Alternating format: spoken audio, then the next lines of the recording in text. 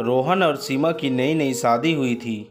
घर में ससुर यानी कि रोहन के पिता सुधीर जी और वे दोनों बस 3 ही लोग ही थे। इस घर को रोहन के माँ बाप ने जीवन भर पाई पाई जुटाकर बड़ी मेहनत और अनुमानों से बनाया था, वरना आज के समय में मुंबई में घर बनाना तो दूर की बात है, किराए पर लेना भी बहुत बड़ी अचीवमेंट से कम नहीं है। जब रोहन कॉलेज में था तब माँ उन्हें और दुनिया को छोड़कर जा चुकी थी। एक काम वाली बाई सकू थी जो सुबह से लेकर शाम तक उनके घर का सारा काम करती थी। नई नई शादी हुई थी, इसलिए सकू बाई का दिन भर घर में रहना सीमा को अपनी प्राइवेसी में बाधा सा लगता था। इसलिए अब सकू बाई सुबह खाना बनाना, कपड़े और पोछा करने के बाद चली जाती है और वापस शाम को आकर खाना बनाती।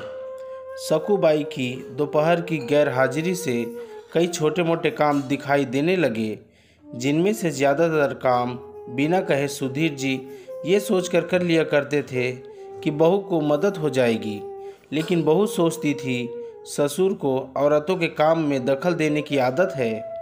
एक दिन मौका देखकर सीमा ने रोहन से कहा, क्यों न हम बाबूजी को वृद्धाश्रम में भेज दें। सिर्फ एक बार पैसा भरना पड़ेगा और उन्हें भी अपने उम्र के लोगों का साथ मिल जाएगा। हम भी अपनी प्राइवेसी के बारे में ज़्यादा सोचना नहीं पड़ेगा। रोहन ने सीमा की बातों पर ज़्यादा ध्यान नहीं दिया। कुछ दिन की ही बीते थे कि बाबूजी अपने दोस्तों के साथ एक हफ्ते के लिए टूर पर गए और इत्तेफाक से इसी दौरान सकूबाई भी छुट्टी पर थी। फिर क्या, सीमा को जैसा चाहिए था वैसा समय मिलने लगा। अब रोहन रेस्टोरेंट में खाना खा लेता और सीमा का काम आमलेट, ब्रेड या मैगी से चल जाता। खाना बनाने की टेंशन नहीं थी, लेकिन घर में निकलने वाली सारे काम तो अभी भी करने ही थे। ससुर जी की गैर हाजिरी में सीमा को एहसास हुआ कि वह बिना कहे ही जो काम कर लिया करते थे उनसे कितना फ़र्क पड़ता था।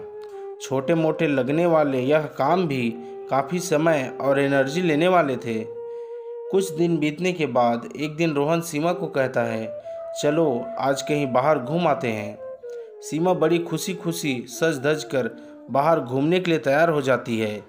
रोहन सीमा को अपने घर से 4 किलोमीटर दूर एक चावल में लेकर आता है। एक आदमी रोहन के हाथों में एक चाबी देता है। रोहन उस चाबी को लेकर चावल का एक कमरे का दरवाज़ा खोलता है।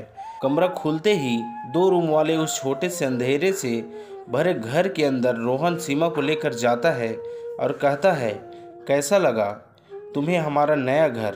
रोहन कहता है, हम अगले महीने से इसी मकान को भाड़े से लेकर रहेंगे अलग और अपनी प्राइवेसी का मज़ा लेंगे। अभी मेरी आमदनी के हिसाब से हम इसी को एफोर्ड कर सकते हैं। रोहन का यह व्यवहार सीमा की समझ में नहीं आया। वह चौंकते हुए कहती है, हमारे पास अपना इतना बड़ा घर तो है, फिर क्यों हम भाड़े से रहेंगे। रोहन उसे टोकते हुए कहता है, सोच समझ कर बोला करो, वह घर हमारा नहीं है, वह माँ बाबूजी का है। तुम्हारे पास 1 महीना है सोचने के लिए कि तुम्हें आगे क्या करना है।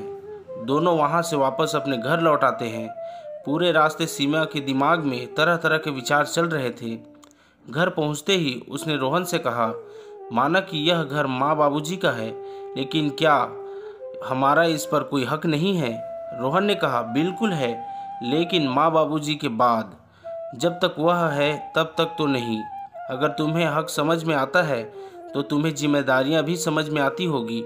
सिर्फ हक के बारे में सोचकर और अपनी जिम्मेदारियां भूलकर स्वार्थी होना क्या भला अच्छा होता है। सीमा के पास रोहन के इस सवाल का कोई जवाब नहीं था। वह सोचने लगी कि उसने अपनी क्षणिक सुख के स्वार्थ के लिए इतने नीचे गिरकर ऐसी घटिया सोच अपने दिमाग में आने दी। उसे मन ही मन पछतावा होने लगा। सीमा रोहन से बोली, मुझे माफ़ कर दीजिए, मैं सच में स्वार्थी हो गई थी, मुझसे बहुत बड़ी गलती हो गई। रोहन बोला, तुम्हें पछतावा हुआ, मेरे लिए यही काफ़ी है, मैं तुमसे नाराज़ नहीं हूँ। बेटे और बहू का यह वार्तालाप सुधीर जी दरवाजे पर खड़े होकर सुन रहे थे। उन्होंने आसमान की तरफ देखा और बोले, भाग्यवान तुम धन्य हो जो तुमने ऐसे बेटों को जन्म दिया। उन्होंने दरवाज़ा खटखटाया। बहू ने दरवाज़ा खोला तो उनके हाथों में पकड़ी थैली से गरम गरम समोसे की सुगंध उसको आने लगी। ससुर ने अपनी बहू से कहा, वो कोने वाली हलवाई के पास से लाया हूँ, तुम्हें बहुत पसंद है ना। सीमा को अपने ससुर के प्रति विचार और ससुर के उसके प्रति प्यार, उन दोनों का फर्क समझ में आते ही उसकी आंखों में पश्चाताप के आंसू और चेहरे पर अपने परिवार के कारण मुस्कान आ गई। दोस्तों, इंसानी दिमाग में दिन भर हजारों विचार आते हैं, कुछ अच्छे कुछ बुरे, लेकिन किसी भी विचार को शब्दों में परिवर्तित करने से पहले उनको समझना बहुत ज़रूरी है।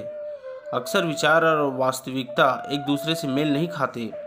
हमारे बुजुर्ग जो हमें बोझ लगते हैं, जिनसे हम बात बाद में चिढ़ जाते हैं, और ऐसा इसलिए होता है क्योंकि हम स्वार्थी होकर सोचते हैं और हम उनके योगदान को समझ नहीं पाते।